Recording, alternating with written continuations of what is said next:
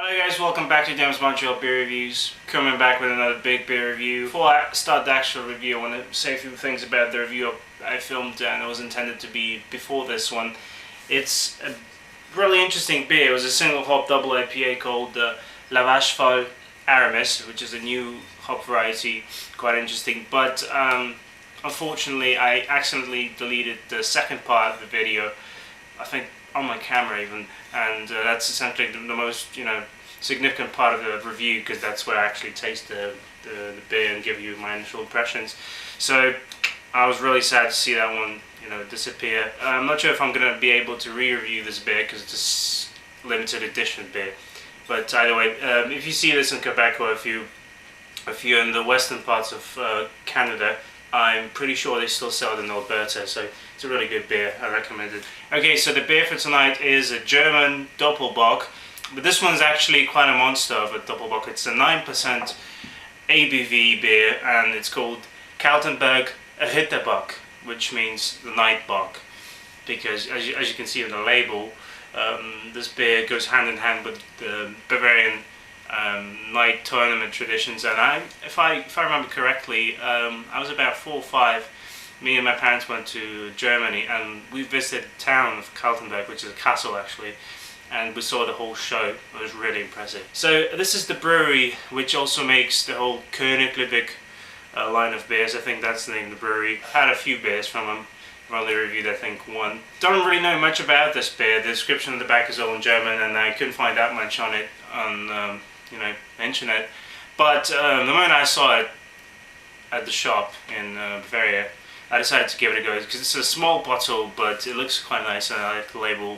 It should be a nice doppelbock. So without further ado, let's see what this Ritterbock is all about.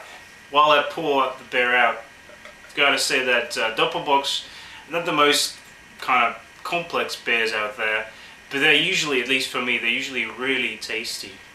If it's a good, traditional German doppelbock, it's always nice.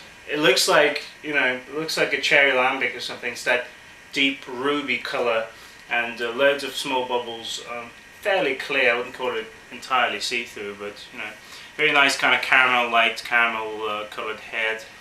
This is really rich on the fruit, getting cherries and plums and a bit of maybe raisins, and also quite a good caramel note there. Not much in the hop department. It's got a nice sort of confectionery smell overall, and smells more like the traditional doppelbock style. Even though traditional doppelbocks in my world, I guess they're usually around 7-8%, so it's slightly low in alcohol. All right, cheers. It pretty much tastes like it smells. Very strong malt backbone, good amounts of sweetness. Getting some nice dark fruit notes with a bit of cherry as well. At this point I'm not tasting much alcohol, and it's got a nice bitterness at the back, which is something quite nice here to balance off the sweetness and the fruitiness. Fairly carbonated, but it's very kind of subtle. Those bubbles are really small. It's probably best to call it sparkling than carbonated. It's got a nice kind of velvety texture. I'm impressed by the lack of alcohol in the taste. It's really well masked there. The body is kind of light. I've got to apologise, by the way, I'm a bit ill, so it might look strange. I'm starting to get a bit of chocolate and maybe some bread as well. Even hints of banana even. That's nice. I'll be back in a few moments, but so far that's a well impressive doppelbock for sure. This is really good, guys. I dare say this is one of the most drinkable 9% beers out there, because quite frankly I still can't believe it's a 9% beer. It has warmed up and everything, but it still tastes nothing like alcohol, and I don't really feel it in my body either, even though I'm kind of ill, as I've said. And there are other 9% beers out there that are marvelous and very drinkable, imperial stouts, double IPAs, things like that, but usually the alcohol in the end catches up on you. Here, I guess the only thing that's wrong with this beer is that it's in a small bottle, because I really wish I had more. And it drinks like a charm. It's a very nice and tasty doppelbock. It's got everything you'd expect from the style and more. And it's even better in my opinion than the classic examples of the style like the Paulana Salvatore. Although I've yet to try the Irongur Celebrator, which is still something I thought I'd have to find a review at some time.